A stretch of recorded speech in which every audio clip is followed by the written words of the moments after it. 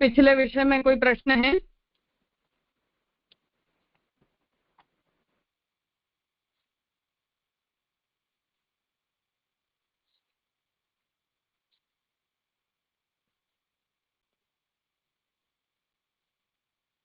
ठीक है, तो गुणोपसंहार न्याय के अंतर्गत हम इस विषय को देख रहे थे कि जो ब्रह्म है वो अपने गुणों का समन्वय कैसे, ब्रह्म के गुणों का समन्वय जो है वो कैसे किया जाता है।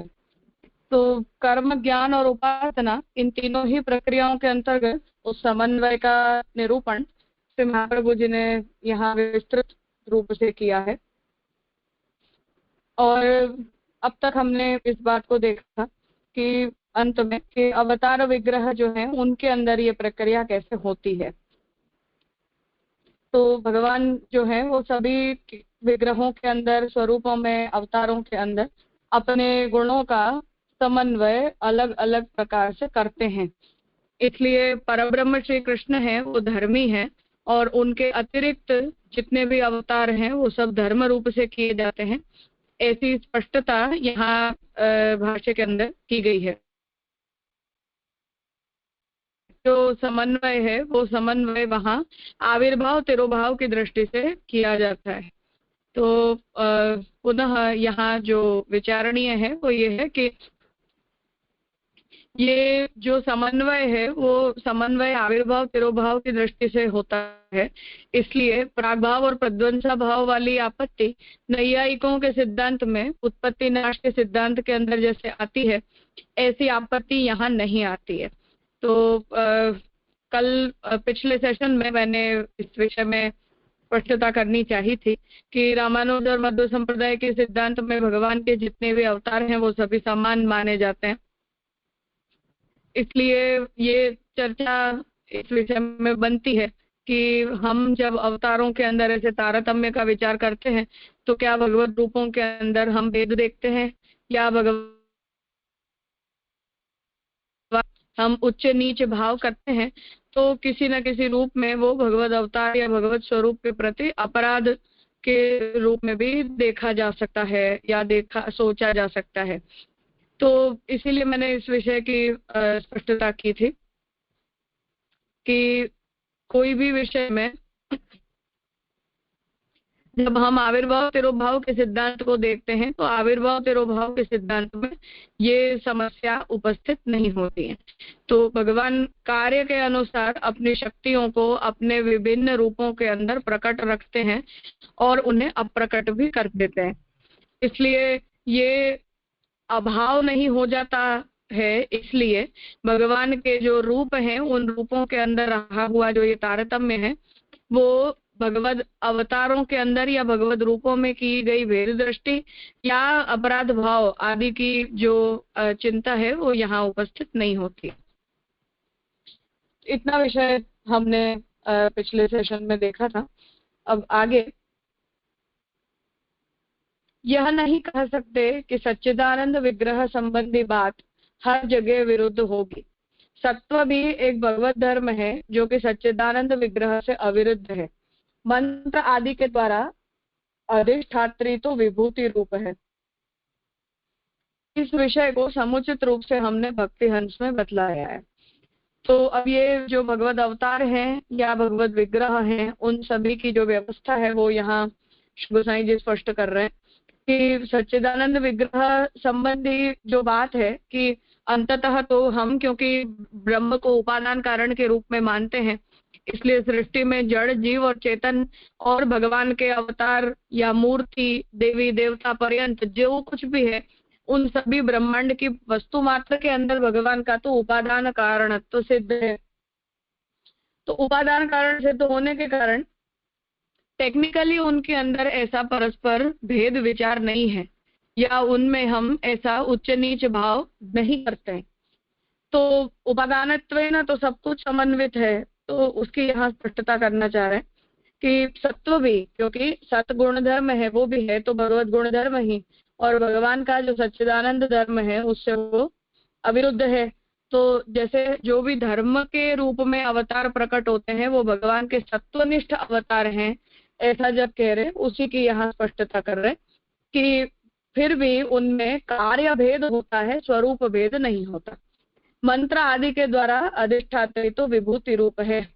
तो जो हम विग्रहों के अंदर भाव प्रतिष्ठा नहीं परंतु मंत्र प्रतिष्ठा करते हैं, तो समंत्रक जहां हम प्रतिष्ठा करते हैं और उनका तांत्रिक विधि के द्वारा या पौराणिक विधि के द्वारा जो भी अर्चन प्रतिष्ठा पूजन आदि किया जाता है, वो सभी के अंदर जो है वो विभूति रूपत्व का स्वीकार किया जाता है, क्योंकि वहां भगवान समर्याद प्रतिष्ठित होते हैं, मर्यादा निवृत्त करके शुद्ध पुष्टि रूप से प्रतिष्ठित नहीं होते हैं।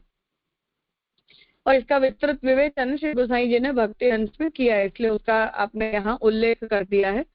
तो वहां आपने मंगलाचरण से ही इस बात को स्पष्ट किया है कि भगवान जो है वो अस्पृष्टो रमते निज भक्तेषु। तो ये भगवान के जैसे भी ये सारे स्वरूप हैं, उन सभी स्वरूपों में कार्य भेद होता है, स्वरूप भेद नहीं है। अर्थात वो कृष्ण नहीं है या नारायण नहीं है, विष्णु नहीं है, ऐसी कोई बात नहीं है, परंतु उनके अंदर पूर्ण पुरुषोत्तम का प्रादुर्भाव नहीं माना जाता है। हाँ भानुबेन। हाँ जी कपाय છે। अच्छा, થોડું એક શબ્દ છૂટતો જાય છે, જરા ફરી જોડા જેવું છે। अच्छा, ओके, और कोई बता सकता है? हाँ नीलेश भाई। नहीं कई प्रॉब्लम નથી, જે એક સ્પષ્ટ સંભળાય છે મને તો। ઓકે, તો ભાનુબેન કદાચ તમારું નેટવર્ક ચેક કરી લેજો એકવાર। હા રાશેષભાઈ। રાજા મને બી કટ વાળું સંભળાય છે, એટલે મેં એકવાર રિજોઇન બી હુआ मैं। अच्छा अच्छा, ठीक, कोई बात नहीं, देखते हैं थोड़ी देर। हाँ, दोबारा हो तो बताना। ठीक है। अभी ठीक सुनाई दे रहा है? हाँ राजा अभी तो ठीक। ओके, भानुबेन बराबर છે? હા હવે આવી રાજા प्रणाम। सारू सारू।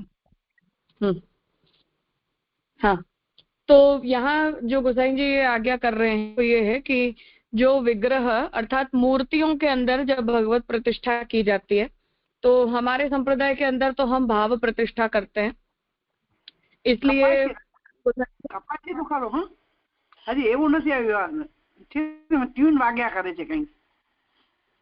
ફરી જોડાઈએ આપણે, એવું करी जुओ। और कोई? अभी आवाज ठीक है कि नहीं है? मेरे यहाँ एकदम ठीक है जे, कोई प्रॉब्लम नहीं है। अभी नहीं है। अच्छा ओके। हाँ स्वातिबेन ठीक है। हाँ राजा, कंप्लीटली एकदम बराबर सुनाई दे रहा है। ठीक है। हाँ, तो यहाँ जो श्री गोसाई जी स्पष्ट करना चाहते हैं वो जो समंत्रक प्रतिष्ठा जिन विग्रहों के अंदर की जाती है, तो विष्णु पूजा करने वाले अन्य संप्रदाय के जो वैष्णव हैं वो भी, और उसके साथ साथ जो भी मंदिरों के अंदर अर्थात देवालयों के अंदर जो भगवत प्रतिष्ठा होती है वो, तो दो भेद इसके अंदर देखे जाते हैं। एक तो जो स्वयंभू विग्रह होते हैं उनकी व्यवस्था तो अलग बताई गई है कि जहां जैसे तिरुपति आदि स्थान पर जहां भगवान स्वेच्छा या प्रकट होकर प्रतिष्ठित हुए हैं, और जो ऐसे स्थान जो स्वयंभू नहीं है परंतु या तो लोग अपने घरों के अंदर उनकी पूजा मंत्र प्रतिष्ठा से करते हो, या ऐसे देवालयों का निर्माण करवाकर वहां भगवत प्रतिष्ठा की गई हो। तो ऐसे स्थानों पर वहां जो मंत्र आदि के द्वारा भगवत प्रतिष्ठा होती है वो विभूति रूपत्वेन होती है, मूल परब्रह्म का आविर्भाव वहां नहीं होता है। तो उस विषय का विस्तार आपने भक्ति हंस में किया है। तत्व तो प्रकाशाश्रय की तरह है, क्योंकि उसमें तेज व्याप्त होता है, इस न्याय से भगवत धर्म भी सच्चिदानंद रूप है, अतः वे परमात्मा फलेच्छु उपासकों को उनकी ऊंची नीची उपासनाओं के अनुसार फल देने के लिए ऐश्वर्य आदि रूपों में स्थित होते हैं। तो भगवान की जो ये ऐसी प्रतिष्ठा है वो क्यों होती है और क्यों उनमें हम धर्मी का प्रादुर्भाव नहीं मानते, उसके प्रयोजन को यहाँ सामान्य रूप से जी स्पष्ट कर रहे हैं कि प्रकाशाश्रय की तरह, अर्थात कि जैसे सूर्य है तो सूर्य तो प्रकाश को फैला रहा है, तो प्रकाश तो सूर्य में रहता ही है, परंतु वो हम तक पहुंचता है तो बंट कर पहुंचता है, पूरा नहीं पहुंचता। अर्थात सूर्य का जितना प्रकाश है उतना हम तक नहीं आता, तो परंतु तेज जो है वो तो सूर्य में अपने आप में तो पूरा व्याप्त है। उसी प्रकार से भगवान के जो सच्चिदानंद धर्म है वो भगवद रूप है, भगवान के अंदर तो पूर्णतः व्याप्त होते हैं, परंतु जब हम यहाँ से बैठकर अर्थात ब्रह्मांड में बैठकर भगवान के किसी धर्म की या भगवान की किसी शक्ति की कामना रखते हैं, तो फल की कामना रखने वाले जो भी उपासक हैं उनकी जो भी उच्च नीच भाव से उपासना की जाती है, अर्थात कि उनके अंदर जो भी भाव किया जाता है उपासना के अंदर कि मैं मोक्ष के लिए उपासना कर रही हूँ, या कोई व्यक्ति जो है वो भगवान के से कोई फल प्राप्त करने के लिए उपासना कर रहा है, ऐसे जो भी XYZ रीजंस हैं, उन XYZ रीजंस से जब भी कोई व्यक्ति उपासना करता है तो उनके लिए भगवान जो है वो जब अपनी शक्तियों को प्रसारित करते हैं तो वो धर्म रूप से करते हैं, धर्मी रूप से नहीं करते। इसलिए भगवान ऐश्वर्य आदि अर्थात जहां जहां भी जिस जिस धर्म की आवश्यकता है, तो कहीं ऐश्वर्य धर्म का प्रयोग जरूरी होता है, कहीं श्री का होता है, कहीं ज्ञान का होता है, तो जब जब जिन जिन धर्मों की आवश्यकता होती है उन धर्मों को भगवान प्रकट करते हैं, इसलिए धर्मी का प्रादुर्भाव वहां नहीं होता है। इसका विस्तृत निरूपण जो है वो भक्ति हंस के अंदर हमें प्राप्त होता है। यदि शंका करें कि एक ही शुद्ध ब्रह्म की अनंत रूपता आपके कथनानुसार मत्स्यादि रूपों में भी अधिष्ठान रूप से नहीं हो सकती, क्योंकि ब्रह्म की निराकार स्वभावता प्रसिद्ध है, इसलिए तत्व से अव्यवहित प्राकट्य की बात नहीं बन सकती। तो अब यहाँ संशय उपस्थित हो रहा है, शंकराचार्य जी की तरफ से है, क्योंकि मायावाद के सिद्धांत के अंदर भगवान के कोई अवतार कभी होते नहीं है, तो भगवान तो निर्गुण निर्धर्मक है, इसलिए अवतरित होना भी एक प्रकार का धर्म है।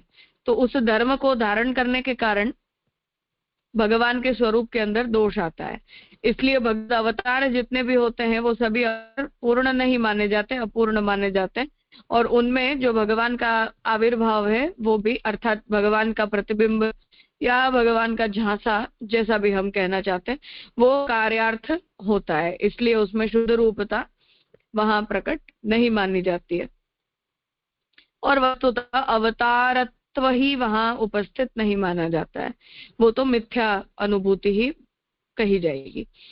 तो उसी का यहाँ निरूपण कर रहे हैं आगे कि एक ही शुद्ध ब्रह्म है, उनकी अनंत रूपता जो है वो भी मत्स्य वगैरह रूपों में जो भी भगवान ने 24 अवतार प्रकट किए हैं, और भागवत जी की दृष्टि से हम देखें तो जो भी भगवान के अनंत अवतार हैं उन सभी अवतारों में अधिष्ठान रूप से भगवान शुद्ध रूप से वहां उपस्थित नहीं हो सकते, क्योंकि भगवान जो है वो मूलतः निराकार, निर्गुण और निर्धर्मक स्वभाव से युक्त हैं, इसलिए सत्व से अव्यवहित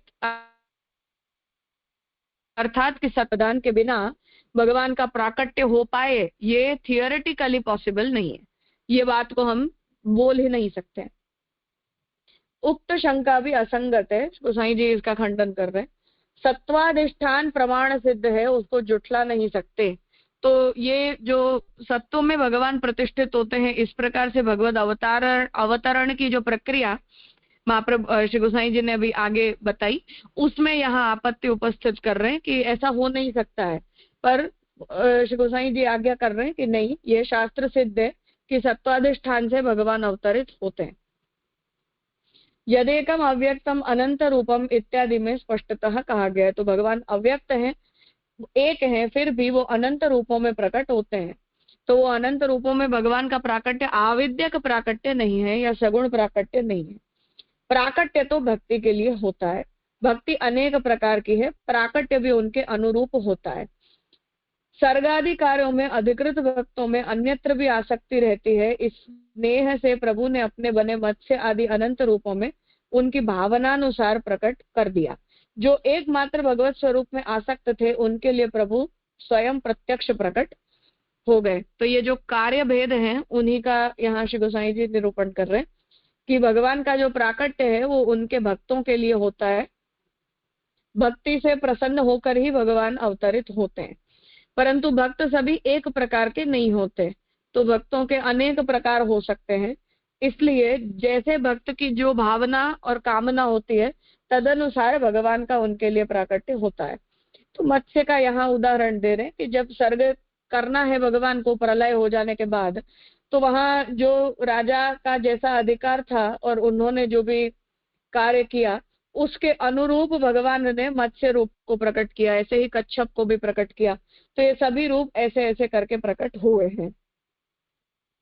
तो ये जो लोग हैं वो पूर्णतः भगवद आसक्त हो ऐसा नहीं है, उनकी आसक्ति या उनकी भावनाएं अलग अलग भगवान के रूपों में और भगवान के भिन्न भिन्न कार्यों के अंदर जो है वो बनी रहती है।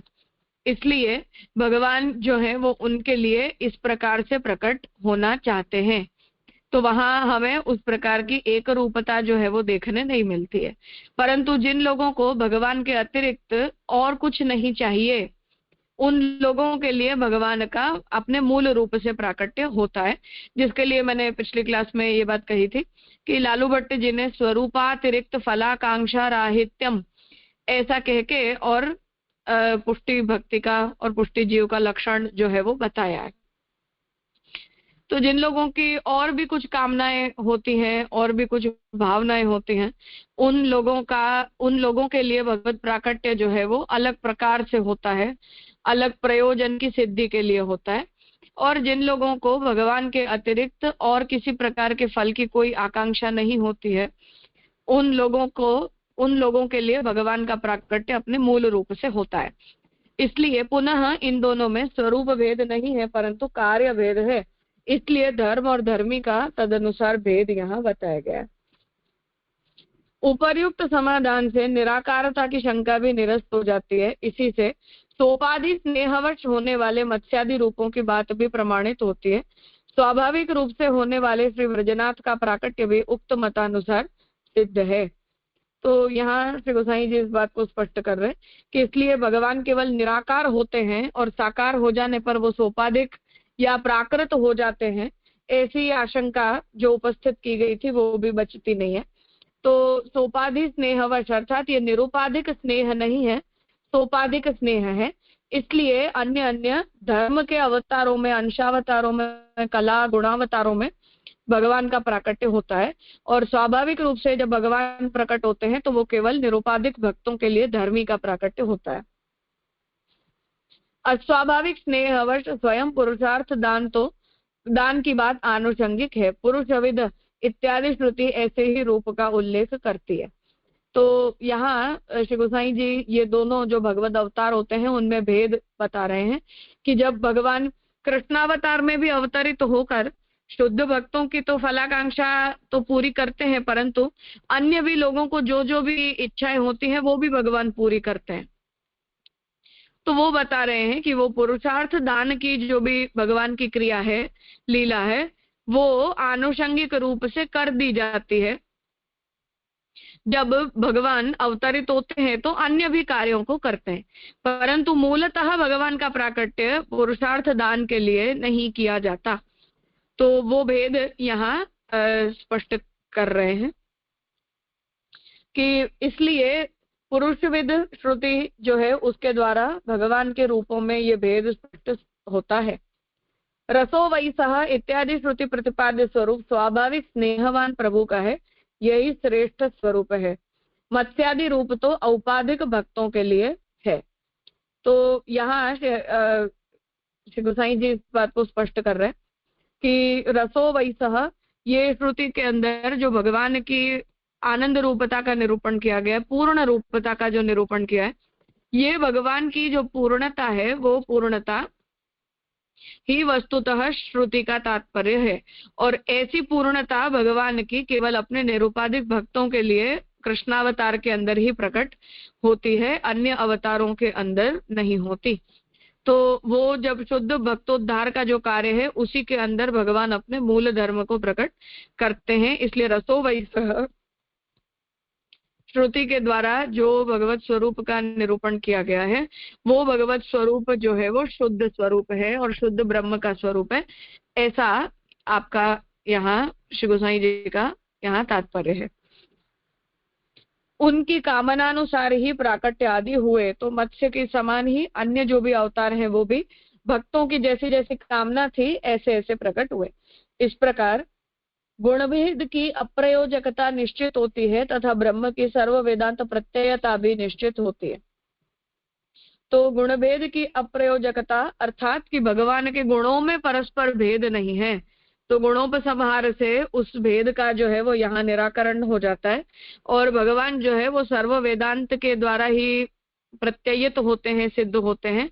इस बात की भी यहाँ स्पष्टता जो है वो हो जाती है कि ब्रह्म जो है वो वेदांत के द्वारा ज्ञेय है और वेदांत के अंदर ब्रह्म का जो भिन्न भिन्न प्रक्रियाओं से निरूपण किया गया है और भिन्न भिन्न रूपों का जो निरूपण ब्रह्म के विषय में किया गया है, वो सभी निरूपण शास्त्र ने गुणोपसंहार न्याय से ब्रह्म में समन्वित किए हैं।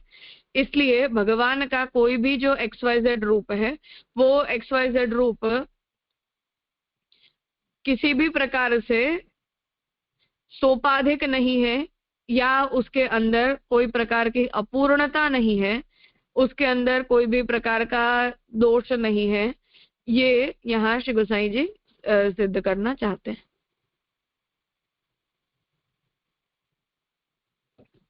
ये लास्ट लाइन आपने समझाई पर मतलब टेक्निकली समझ में आ गया लेकिन फिर भी थोड़ा असमंजसता है।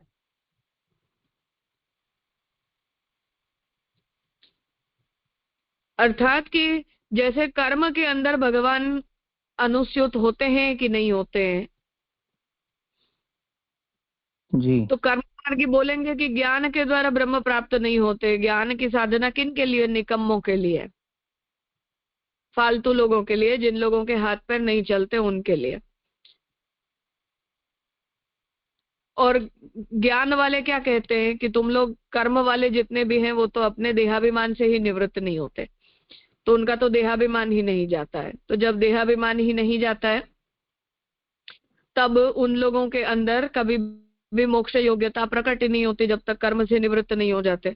तो अब उसका अर्थ ये हुआ कि जब मैं कर्म कर रही हूं तो वो कर्म सोपाधिक ही हुआ, कर्म के द्वारा निरुपाधिकता निर्गुणता की प्राप्ति होती नहीं है। कर्म वाले ज्ञान को बोलते हैं तो ज्ञान वालों के लिए ये बात होगी कि तुम्हारी सब क्रिया तो निष्फल जाएगी क्योंकि तुम लोग तो हीनाधिकारी हो, तो ब्रह्म के गुण धर्मों का समन्वय नहीं माना गया ना, ऐसा कहना चाहते हैं। जी प्रणाम जय। हाँ राजा धन्यवाद। राजा ये 403 पेज पे जो है ना, यदि शंका करे तो ये जो है इसलिए सत्व से अव्यवहित प्रागट्य की भी बात नहीं बन सकती। तो ये तो शंकाकार ने उठाया कि अगर सत्व नहीं है तो प्रागट्य नहीं होगा और हम उसको जुटना नहीं सकते, मतलब वो शंका को हम मान लेते हैं कि सत्व के बिना प्रागट्य नहीं हो सकता, ऐसा? नहीं, ऐसे नहीं। हाँ, धर्मी का जो प्राकट्य है वो सत्वनिष्ठ होकर नहीं होता है, धर्म का जो प्राकट्य है वो सत्वनिष्ठ होकर होता है। अर्थात कि भगवान शुद्ध सत्व से एक शरीर का निर्माण करते हैं और उस शरीर के अंदर भगवान प्रविष्ट हो जाते हैं जिससे वो भगवद अवतार कहा जाता है। परंतु वो भगवद अवतारत्व उनके अंदर परमानेंट नहीं होता, जैसे व्यास जी के केस में हम देख रहे हैं और ऐसे ही परशुराम जी के केस में हम देख रहे हैं। तो विस्मृति आदि जब होती है तो वो प्राकृत नहीं हो जाते हैं परंतु वो शुद्ध सत्व युक्त होते हैं, उनमें निर्गुणता प्रकट नहीं होती।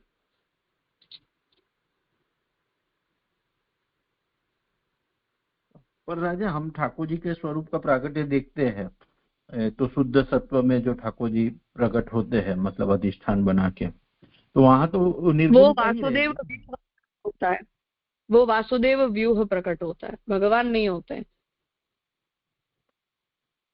नहीं तो जो पूर्ण पुरुषोत्तम का प्राकट्य हम कहते हैं कि गोकुल में जो ठाकुर जी का प्राकट्य हुआ पूर्ण पुरुषोत्तम रूप, वो शुद्ध सत्व में नहीं होता है।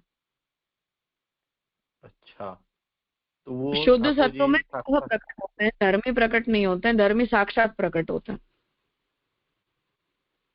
अच्छा, तो जो ठाकुर जी, जो हम सारस्वत कल में ठाकुर जी की जो बात करते हैं, उनको तो शुद्ध सत्व की भी अधिष्ठान की आवश्यकता नहीं है, हम ऐसा कह सकते हैं? हाँ, नहीं है, नहीं है, आवश्यकता नहीं है, नहीं हो ही नहीं सकता है, अगेंस्ट है हमारी सिद्धांत के। अच्छा, ये तो आज ही मालूम। हाँ, हाँ, हम उस सिद्धांत का स्वीकार कर ही नहीं सकते। अच्छा, तो ठाकुर जी जो गोकुल में जो पूर्ण पुरुषोत्तम जो हम प्रकट करते हैं, अवतारी कृष्ण की जो हम बात करते हैं, वो साक्षात स्वरूपात्मक ही प्रकट होते हैं, उनको ये शुद्ध सत्व का कुछ लेना देना नहीं है, मतलब वहाँ। हाँ, नहीं है, इसीलिए वो तिरोधान के अंदर भी वही बात है, वो व्यूह का होता है, धर्मी का नहीं होता है। जी राजा, अच्छा, स्पष्ट हुआ, प्रणाम राजा। पर ये कंफ्यूजन इसलिए होता है क्योंकि हम जब भी ये भेद बताते हैं तो हमारे दिमाग में स्वरूप भेद चलने लगता है।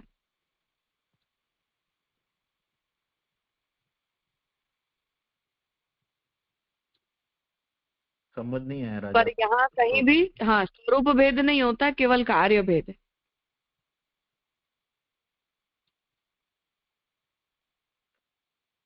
मतलब जो व्यू से प्रकट होते हैं वहां भी हम कार्य भेद तो नहीं समझेंगे ना, वहां तो स्वरूप भेद ही समझेंगे ना। नहीं, नहीं, स्वरूप भेद नहीं है, कार्य भेद ही है केवल। अच्छा, तो कार्य भेद में भी अगर प्रकट हुए ठाकुर जी, तो वहाँ शुद्ध सत्व की बात तो दसम स्कंद में आती है कि ठाकुर जी शुद्ध सत्व का अंगीकार करके प्रकट होते हैं। हाँ, वो जो वाक्य है वो इसीलिए व्यूह परक है, पुरुषोत्तम परक नहीं है। अच्छा, तो व्यू परक भी हमको वहाँ कार्य भेद ही समझना है। हाँ, केवल कार्य भेद है, स्वरूप भेद नहीं है उसमें कुछ भी। अच्छा, हाँ हाँ। भगवान तो ने अपने ठाकुर जी सभी ने, गुण वहां प्रकट नहीं किए हैं, बस कुछ तिरोहित है, इतना ही मतलब है उसका। हाँ राजा, तो राजा चावी इतनी समझ सके कि ठाकुर जी अगर पूर्ण प्रेम के कारण प्रकट हो रहे हैं कोई भक्त के, स्नेह, पूर्ण स्नेह जो निरुपाधिक स्नेह की वजह से वहां पूर्ण पुरुषोत्तम प्रकट हो रहे हैं, और कुछ भी सोपा दिखता है तो वहां व्यू सहित हाँ, ऐसा। हाँ, और कुछ चीजें ये प्रक्रियागत भी होती हैं, जैसे मेरा भाव निरुपाधिक है, पर अगर वो मंत्र प्रतिष्ठा है तो वो सोपाधिक ही है, वो निरुपाधिकता उसमें आ ही नहीं सकती है, तो प्रक्रियागत ही सोपाधिकता है, इसलिए आपको उस प्रक्रिया से बाहर निकलना पड़ेगा एट एनी कॉस्ट। अच्छा, मतलब तो निस्साधनता कुछ जैसा। हाँ, तो कुछ चीजें मेरे भाव से होती हैं, मेरी आकांक्षा से होती हैं, मेरे संकल्प से होती हैं, कुछ चीजें प्रक्रियागत ही, वो आउटराइट वो प्रक्रिया को ही सोपाधिक बोला गया है, इसलिए कोई भी व्यक्ति उसमें कुछ भी करे वो सोपाधिक ही कहा जाएगा। अब उसमें मेजर ब्रैकेट और माइनर ब्रैकेट क्या है उससे अंतर पड़ता है। जैसे हम भी पूरा साल तो भाव प्रतिष्ठा ही करते हैं, पर जब तंत्रोपचार से पंचामृत करवाते हैं तो जब भी तंत्रोपचार करते हैं तब तो मंत्र प्रतिष्ठा शालिग्राम में की जाती है। वही शालिग्राम जी जब दूसरे दिन से, क्योंकि विसर्जन नहीं होता है उसमें कहीं भी, केवल वो क्रम पूरा किया जाता है, क्रम संपन्न करने के बाद पुनः वो हमारे निरुपाधिक भाव में प्रतिष्ठित हो जाते हैं। तो ऐसा होता है ना ट्रांजिशन। तो स्वरूप भेद बोलेंगे तो प्रॉब्लम है, वो कार्य भेद है केवल। जैसे हम लोग, शास्त्र का नियम यह है, शालिग्राम का स्पर्श जो है वो अद्विज नहीं करते हैं, अर्थात उनका पूजन नहीं करते हैं। अपने घरों के अंदर ठाकुर जी के साथ जब विराजते हैं तब उनमें वही निरुपाधिक भाव किया जाता है, बाकी तो शालिग्राम तंत्रोपचार के लिए होते हैं, क्योंकि बिना मंत्र भी सदा सर्वदा विष्णु की उसमें सन्निधि होती है।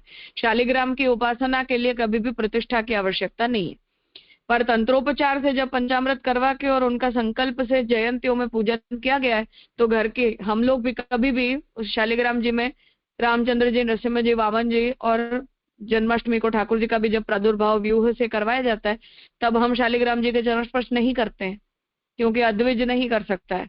बाकी पूरा साल करते हैं, 4 दिन नहीं करते हैं, प्रबोधनी को नहीं करते हैं, ऐसे। हाँ राजा, ये एग्जाम्पल से अच्छा सेट हो गया, मतलब ठाकुर जी हाँ, भाव और पर अब वो प्रक्रिया दो शालिग्राम चीज। जी सदा सर्वदा भाव प्रतिष्ठित रूप से विराजेंगे ऐसा भी नहीं होता है, बीच में आपवादिक रूप से ऐसे क्रम किए जाते हैं, क्योंकि तंत्रोपचार भी हम वहीं करेंगे, ऐसे ही जन्माष्टमी का रात्रि का जो पंचामृत है वो तंत्रोपचार से होता है, वो हम नहीं करते हैं। सुबह ठाकुर जी के जन्मदिन का होता है तो करते हैं, ऐसे शंख से नहीं करते, लोटी से करते हैं। ये सारे डिफरेंसेस हैं ना इसमें। तो अब जब भी वो क्रम हमने एक दिन के लिए अपने घर की सेवा में इनिशिएट किया तो उससे वो सोपाधिक थोड़ी हो गए या व्यूह थोड़ी हो गए। धर्मी तो धर्मी है, पर उस एक दिन के लिए तो वो कार्य भेद वहां भगवान ने प्रकट किया है, स्वरूप भेद नहीं होता है।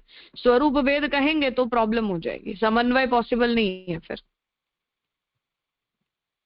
जी राजा, मतलब जो भक्ति अंत का मंगलाचरण है, मतलब अस्पृष्ट रमते, तो ऐसा समझ सकते हैं कि वहां आ गया तो हाँ, तो जन्माष्टमी की रात्रि के पंचामृत कराने की नहीं कराने अस्पृष्ट रमते, मतलब उस टाइम पे तो पूर्ण पुरुषोत्तम, मतलब आप जो स्वरूप और कार्य भेद समझे वही से उसका शंका समाधान हो जाएगा ना। हाँ ऐसा, वो यही ऑप्शन है। अगर हम वहां स्वरूप भेद कहते हैं तो आपत्ति हो जाएगी, कार्य भेद कहेंगे तो ठीक है। जी राजा, एकदम एकदम स्पष्ट हो गया।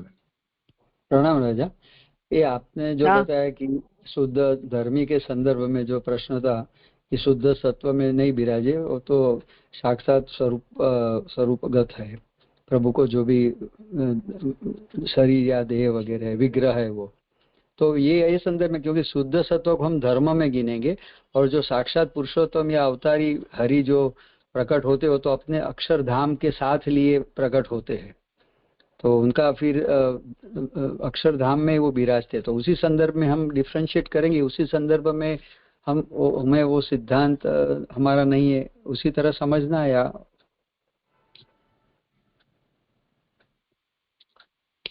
हमारा सिद्धांत यही है कि धर्म और धर्मी के भेद से भगवान का प्रादुर्भाव होता है, परंतु गुणोपसंहार, पुनः यहाँ जो प्रश्न है वो यही है कि जैसे हमने कहा कि स्वरूप भेद नहीं है पर कार्य भेद है। कार्य भेद का क्या मतलब? कि भगवान को अपना भक्तोद्धार का कार्य यदि नहीं करना है कोई सम पीरियड ऑफ टाइम के लिए, या निरुपाधिक भक्तोद्धार का कार्य for some period of time नहीं करना है, तो उतने समय के लिए भगवान अपनी सभी शक्तियों को वहां प्रकट नहीं रखते। अब ये भगवान की शक्तियों का जो प्राकट्य और अप्राकट्य है वो दिखाई नहीं देता है आंखों से। जैसे शालिग्राम जी आज विराज रहे हैं घर में और जन्माष्टमी की रात्रि को पंचामृत के समय विराजेंगे, उनमें कोई दृष्ट भेद थोड़ी होता है। बराबर, सही बात। पर मंत्रोपचार हो गया, मंत्रोपचार हो गया तो अद्विजों के चरण स्पर्श योग्य नहीं है, क्योंकि आप उस पूजा के अधिकारी नहीं हो गया ना भेद। अब दिखाई नहीं दे रहा है उसमें कोई भी परिवर्तन, पर ये कार्य भेद है कि अब भगवान वहां उस समर्याद प्रतिष्ठित है, निर्मर्याद प्रतिष्ठित नहीं है। तो जब निर्मर्याद प्रतिष्ठित नहीं है तो जो समर्याद है वो अपनी मर्यादा का अनुसरण करेंगे ऐसे। पर अब यहाँ जो प्रश्न है वो गुणोपसंहार का है कि अब समर्याद प्रतिष्ठित हो चाहे निर्मर्याद प्रतिष्ठित हो, पर भगवान के गुणों का समन्वय वहां होता है कि नहीं होता है। जो श्याम काका जी ने, आप लोग भक्तिहंस भक्ति है तो निर्णय की भूमिका में देखोगे, और उसका जो श्याम काका जी ने प्रवचन भी किया था तब भी, तो अब तिरुपति में विराजमान ठाकुर जी भी समर्याद प्रतिष्ठित हैं, पर वो समर्याद प्रतिष्ठित होने का मतलब ये थोड़ी है कि हम वहां जा नहीं सकते। पर लोगों के मन में तो ऐसी बातें चलती है ना, बहुत लोग ऐसी बातें बोलते हैं तो मर्यादा मार्गी हैं। ठाकुर जी थोड़ी मर्यादा मार्गी होते हैं कभी भी, भक्त मर्यादा मार्गी होते हैं। ठाकुर जी तो सदा सर्वदा एक ही होते हैं। उपचार मर्यादा मार्गी पुष्टि मार्गी होता है, भक्त मर्यादा मार्गी या पुष्टि मार्गी होता है, प्रक्रिया मर्यादा मार्गी पुष्टि मार्गी होती है। ठाकुर जी पुष्टि मार्गी मर्यादा मार्गी नहीं होते हैं, ठाकुर जी सदा सर्वदा एक समान ही होते हैं। करेक्ट करेक्ट जी। तो अब गुणोपसंहार की जो बात है वो यहाँ मूल मुद्दा है। ये जो तारतम्य है वो तारतम्य में हम कर्म मार्गी बनकर ऐसा तो नहीं बोलेंगे कि ज्ञान करने वालों के तो तुम टाइम पास कर रहे हो, ऐसे हम मर्यादा मार्गियों को ये बोलेंगे कि तुम जो कर रहे हो सब फालतू कर रहे हो। या कोई मर्यादा हमें आकर ये बोलेगा कि तुम लोगों को तो कोई शास्त्रीय अधिकार है नहीं, इसलिए तुम सब वंचित लोग हो, तो जो कुछ भी कर रहे हो उससे तुम्हें कुछ होने वाला नहीं है, आत्म संतोष है, ऐसा बोलेंगे? नहीं बोलेंगे। दोनों स्थानों पर भगवान के गुणों का अलग अलग प्रकार से समन्वय हो रहा है, पर हो रहा है। अब ये समन्वय की प्रक्रिया के अंदर शंकराचार्य जी की जैसे अगर हम ये बोल देंगे कि वो केवल आविद्यक है, औपाधिक है, प्रतिभास मात्र है, जैसा ज्ञान मार्गी कर्म मार्गी मीमांसक और अद्वैत एक दूसरे के ऊपर आक्षेप करेंगे कि तुम जो कर रहे हो वो प्रातिभासिक है, दूसरा बोलेगा तुम जो करते हो प्रातिभासिक है। ऐसे पुष्टि मार्गी और मर्यादा मार्गी में भी तो ऐसे ही लड़ाइयां होती है ना, कि मर्यादा मार्गी जो करता है वो क्या है, हम अद्वैतियों से कम बुद्धि थोड़ी है हमारी, एक ही प्रकार से अक्कल चलती है, मनुष्य है हम। तो हम उन्हें बोलते हैं कि तुम लोगों की तुम तो पूजा करते हो, पूजा क्या बेकार। वो बोलेंगे कि सेवा क्या, तो वंचितों के लिए, तुम्हारे मंत्राधिकार नहीं है इसलिए। अब वैष्णव लोग जो बोलते हैं बिना पुष्ट किए ठाकुर जी हमारे ठाकुर जी के साथ विराजे ना विराजे, अब तुम्हारा गुणोपसंहार कहाँ गया, कहाँ गोसाई जी बात कर रहे हैं और कहाँ हम कर रहे हैं? या इनके ठाकुर जी मिश्र करते और हमारे ठाकुर जी सखड़ी के हैं, दो ठाकुर जी साथ नहीं विराज सकते। या निधि स्वरूप है, हमने प्रतिष्ठित किए, दो स्वरूप साथ नहीं विराज सकते। महाप्रभु जी के निधि है, गोसाई जी के निधि है, साथ नहीं विराज सकते। सब कुछ होता है अपने यहाँ। सच्ची बात है। ये गुणोपसंहार है जो यहाँ श्री गोसाई जी चर्चा करना चाहते हैं। वो ये है कि ये गुण तो जड़ पदार्थ का भी भगवान के साथ समन्वित होता है उपादान कारणत्वेन, क्योंकि सतधर्म उसका कहाँ से प्रकट होगा? तो आविर्भाव तिरोभाव से कार्य भेद होते हैं। कार्य भेदों में हम प्रागभाव और प्रध्वंसा भाववादी नहीं है। मूल जो बात है वो ये है। तो गुणोपसंहार में आविर्भाव तिरोभाव को अगर हम नहीं लेते हैं और अगर हम उसके स्थान पर ये बोलते हैं कि इनके अंदर गुणों का प्रागभाव और प्रध्वंसा भाव से उत्पत्ति और नाश होते हैं, तब ये बात सच है। सही बात। कि अगर हम प्रागभाव प्रध्वंसा भाववादी हैं तब तो स्वरूप भेद ही हो जाता है, फिर राम और कृष्ण एक नहीं।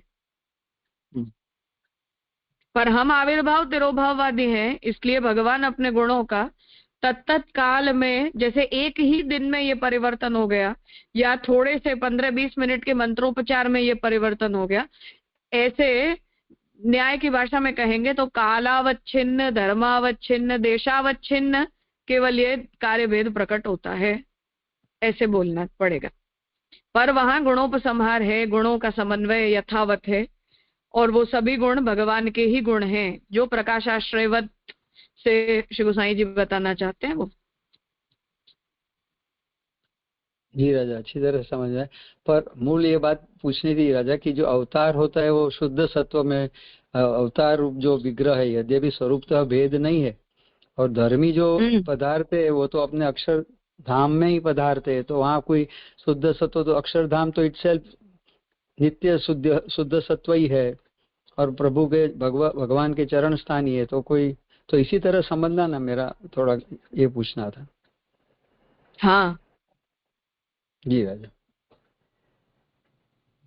जी राजा, प्रणाम।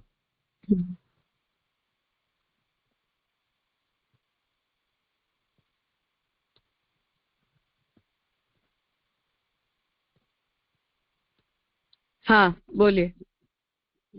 हाँ, दंडक प्रणाम राजा। आवाज आ रही है मेरी? हाँ आ रही है। हाँ जी जी, ये मतलब जहाँ से जो मैटर उठी ना सबसे पहले, वो मतलब शंका पूरी मेरे स्फुट नहीं हो रही। जैसे आपने वैसे पूरा स्पष्ट किया मैटर को, क्योंकि थोड़ा आवाज भी आज कट के आ रही है। सबसे पहले जो बात है कि सच्चिदानंद विग्रह संबंधी बात हर जगह विरुद्ध होगी, तो वो मतलब वहाँ कहना क्या चाह रहे हैं? क्योंकि क्योंकि आगे जाके बताया कि सत्व भी एक भगवत धर्म है और वो उसमें उच्च नीच भाव भेद आ रहे हैं, जैसा आपने पूरा एट द लेंथ बताया। प्राग भाव प्रध्वंसा भाव वाली नहीं है। पर जो मूल शंका है जी, वो मतलब वो क्या आ रही है बात? क्योंकि पीछे हम ये देख चुके हैं कि जो बात आई थी कि सत्व में धर्म प्रागट्य और धर्मी को वो प्रागट्य की आवश्यकता नहीं है, तो फिर उसकी काउंटर आर्ग्यूमेंट क्या है जी, वो थोड़ी स्फुट मिल रही है। मूल बात यहाँ गुणोपसंहार की है अवतार रूपों में भगवान के गुण समन्वित होते हैं या नहीं होते हैं? शंकराचार्य जी के सिद्धांत के हिसाब से नहीं होते हैं, क्योंकि भगवान निर्गुण होते हैं। निर्गुण होने के कारण भगवान के अंदर कोई गुण है ही नहीं कि जिनका समन्वय किया जाए। जितनी भी सगुणता है वो तो प्रकृति जन्य है। इसलिए प्रकृति जन्य होने के कारण उपासना में भी चाहे अवतार हो चाहे विग्रह हो, उनके अंदर जो भी गुण का समन्वय है वो प्राकृत गुणों का समन्वय होता है, क्योंकि ब्रह्म के तो कोई गुण होते ही नहीं। ये बीच में संशय आया है। मूल संशय यही है कि कर्म, ज्ञान और उपासना के अंदर ब्रह्म के गुणों का समन्वय कब कब किन किन प्रक्रियाओं में कितनी कितनी मात्राओं में होता है, और सेम कब कब किन किन स्थितियों में कितनी कितनी मात्राओं में नहीं होता है, या हो सकता है या नहीं हो सकता है। जी जी जी। तो जी जी, ये मतलब बिल्कुल क्लियर है बात, लेकिन इसमें जैसे जो शंकराचार्य जी का जो स्टैंड है ना कि मत्स्यादि रूपों में ब्रह्म की अनंत रूपता दृष्टांत से नहीं हो सकती, तो उसमें क्या है कि जैसे अवतार में भी हम ऐसा मान रहे हैं, जो जैसे भागवत जी ने गिनाया कि 24 लीला अवतार तो अलग माने, और फिर ये जो अनंत अवतार है भूत प्रेत तक भी सारे, तो वो जो 24 लीला अवतार है उस बारे में भी शंकर मत का स्टैंड क्या है? मतलब उन लीला अवतारों के बारे में क्या स्टैंड है? प्राकृत है, सगुण।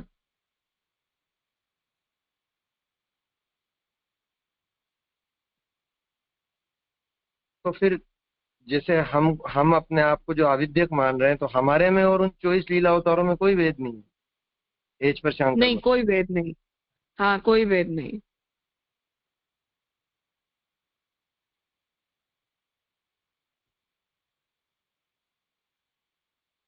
अच्छा, नहीं मतलब जैसे मैं ऐसा सोच रहा था कि जैसे सगुण ब्रह्म की कैटेगरी में उनको रखा जाएगा 24 अवतारों को, या बिल्कुल शुद्ध आविद्य की जैसे हम अपने आप को मान रहे हैं माया के कारण। नहीं नहीं, प्राकृत ही है, सगुण ही है, बिल्कुल शुद्ध।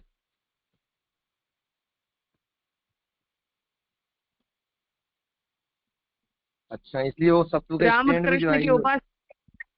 हाँ, रामकृष्ण की उपासना के बदले अगर आप दीप शिखा की भी उपासना कर लेते हो तो कोई अंतर नहीं पड़ता है। अंतर केवल इतना पड़ता है कि शास्त्र की आज्ञा है, इसलिए उस परंपरा के अनुसार हमें करना चाहिए।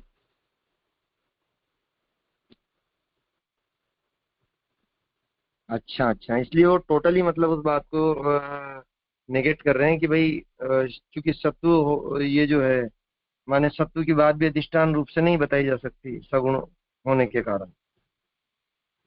हाँ,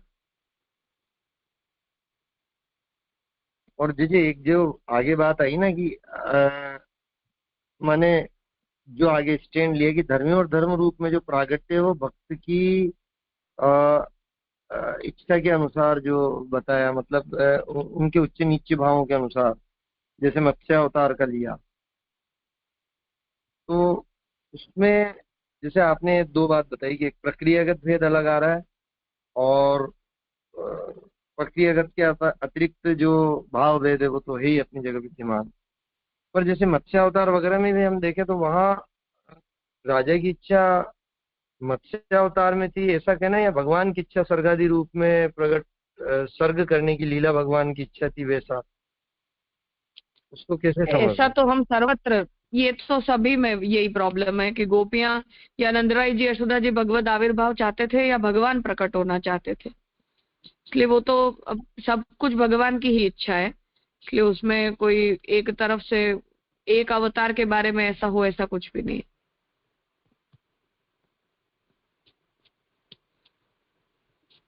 तो जैसे यहाँ जो दिया है ना सोपाधिक स्नेहवश, पर जैसे राजा की हम कथा देखें तो वहाँ वो सोपाधिक स्नेह कैसे समझेंगे उसको? मतलब वो मत्स्य अवतार में जो तो उन्होंने ही सर्ग की कामना से तो भगवान को याद किया।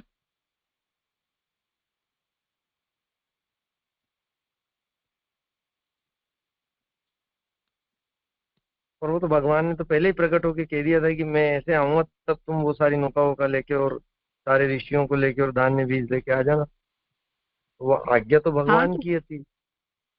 वो तो यहाँ भी ऐसा ही है ना, वो तो सभी में ऐसा ही है। नंदराय जी यशोदा जी के बारे में भी यही है, पूर्व जन्म की तपस्या की गई थी, वहां भी ऐसा ही है। तो सभी जगह एक ही बात है, इसमें कोई एक अवतार में कोई खास बात तो ऐसा कुछ नहीं। तो जी यहाँ सोपाधिक और निरुपाधिक का मतलब ये है कि जो प्रभु के प्रागट्य के अलावा, मतलब प्रभु के प्रागट्य में कोई अपेक्षा नहीं है स्नेह के अतिरिक्त, तो उसको हम निरुपाधिक मान रहे हैं ऐसे। भगवान, अब हर विषय को भगवत लीला के ऊपर छोड़ना हो तो हम सर्वत्र छोड़ सकते हैं। मेरे भी मन में जो इच्छा होती है वो भी भगवान के द्वारा स्थापित सत्कर्म वासना के कारण होती है। किसी भी जीव में गलत इच्छा होती है तो भगवान के द्वारा स्थापित असत कर्म वासना के कारण होती है। ऐसा तो हम सर्वत्र बोल सकते हैं ना। तो किस दिशा से आप बोलना चाहते हो? भक्त की तरफ से बोलना चाहते हो तो ऐसे बोलोगे, भगवान की तरफ से बोलना चाहते हो तो ऐसे बोलोगे। इन बोथ द केसेस बोला तो ऐसा जा ही सकता है। हाँ जी वो तो मतलब आपकी बात बराबर वो समझ में आ रही, पर जैसे यहाँ पंक्ति ने कहा ना कि इसी से सोपाधिक स्नेहवश होने वाले मत्स्यादि रूपों की बात, उस अर्थ में मैं पूछना चाह रहा था कि वो सोपाधिक वहाँ किस अर्थ में बात आई है। सोपाधिक ये कि वहां सृष्टि कामना से भगवत आविर्भाव की इच्छा की गई है, शुद्ध भक्ति से भगवत आविर्भाव की इच्छा नहीं की गई। अच्छा, जैसा आगे कहा है कि जो श्री ब्रजनाथ का प्रागट्य है तो वो उस दृष्टि से, हाँ माने ब्रजभक्तों का जैसा भाव था। हाँ,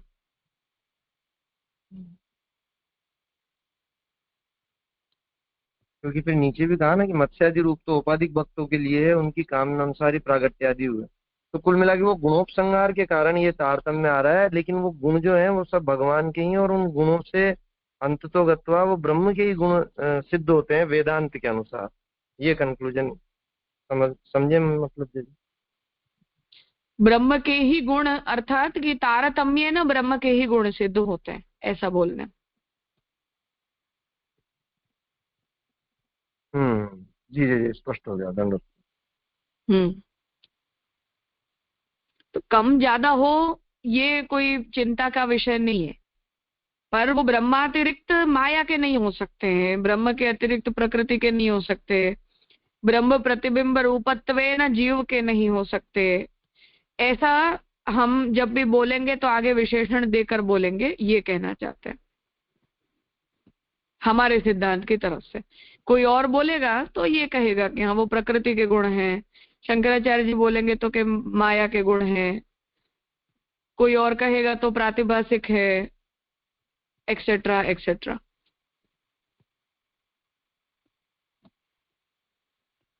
जी स्पष्ट हो गया। तो जी ये सारी बात जैसे पीछे भी वहां आई थी कि मतलब स्वरूप भेद कार्य भेद में जब हमने देखा था कि जैसे अक्षर ब्रह्म और ब्रह्म संबंध में जो थोड़ा पीछे आई थी सारी आर्ग्यूमेंट कि वो ब्रह्म में स्वरूप भेद है या कार्य भेद है, वही मतलब कंटिन्यूएशन में चल रही है अलग अलग एंगल। हाँ, ये कर्म ज्ञान और उपासना इन तीनों के संदर्भ से चल रहा है। तो सबसे पहले जो है वो ज्ञान से किया, उसके बाद कर्म का निरूपण किया, फिर उपासना का किया, अब उपासना का भी और आगे चलेगा, फिर शुद्ध भक्ति का करेंगे। क्योंकि साधना अध्याय है तो जो भी ब्रह्म के बारे में हमारी जो भी अंडरस्टैंडिंग है वो अंडरस्टैंडिंग से गवर्न्ड हमारा साधन है, और वो जो भी हमारे द्वारा किया गया साधन है उसी साधन के द्वारा हमें फल सिद्धि भी होनी है। तो प्रमाण और प्रमेय में हमने ये स्पष्टता देख ली।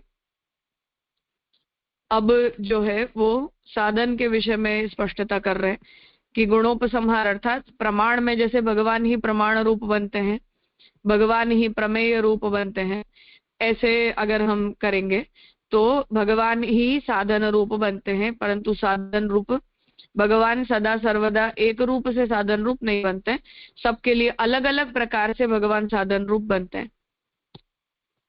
तो जब भी भगवान साधन रूप बनना चाहते हैं अलग अलग प्रकार से अलग अलग लोगों के लिए, तो इन इन प्रक्रियाओं से भगवान साधन रूप होते हैं। और जब भी वो साधन रूप होते हैं तो भगवान चाहे मार्यादिकी साधन रूप क्यों न बनते हों या प्रवाहिकी साधन रूप भी क्यों न बनते हों, परंतु वो गुण तो भगवान के ही होते हैं, किसी और के नहीं होते। ये मूलतः हमारा सिद्धांत है। दूसरों के लिए अन्यथा भी हो सकता है।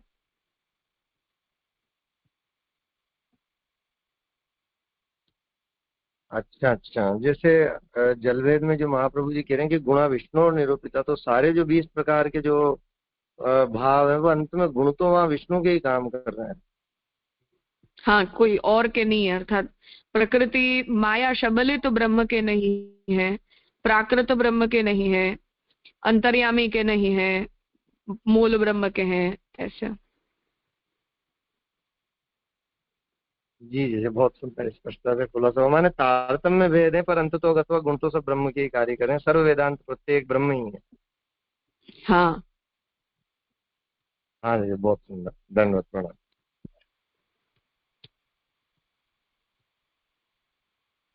और कुछ है?